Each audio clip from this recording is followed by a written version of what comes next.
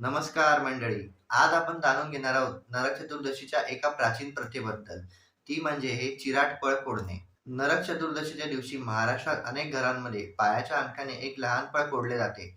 त्याला चिराट किंवा कारीट असंही म्हणतात. पण तुम्हाला ठाऊक आहे का, ही प्रथा फक्त परंपरा नाही, तर तिच्या मागे आहे एक खोलवर पौराणिक अर्थ. आजच्या दिवशी भगवान श्रीकृष्णाने नरकासुराचा वध केला होता. नरकासुराने सर्वत्र भय माजवले होते. त्यांनी 16,000 राण्या कैदेत ठेवल्या होत्या. श्रीकृष्ण आणि सत्यभामा देवी यांनी मिळून त्याला रणांगणात पराभूत केले. जेव्हा नरकासुराला पराभूत केलं गेलं, तेव्हा त्या क्षणी जगातला अंधार, अहंकार आणि पापाचं साम्राज्य संपलं. याच क्षणाची प्रतिकात्मक आठवण म्हणून आपण हे चिराट पळ फोडतो. पायाच्या अंगठ्याने फोडणे म्हणजे आपल्या अहंकारावर नियंत्रण ठेवणे आणि दुष्टतेचा नाश करणे होय.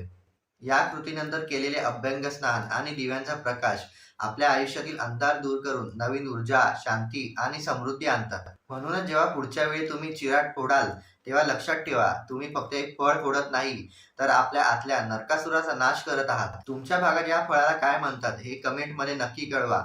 पुन्हा भेटूच आणखी एका व्हिडिओमध्ये. तोपर्यंत जय श्रीराम.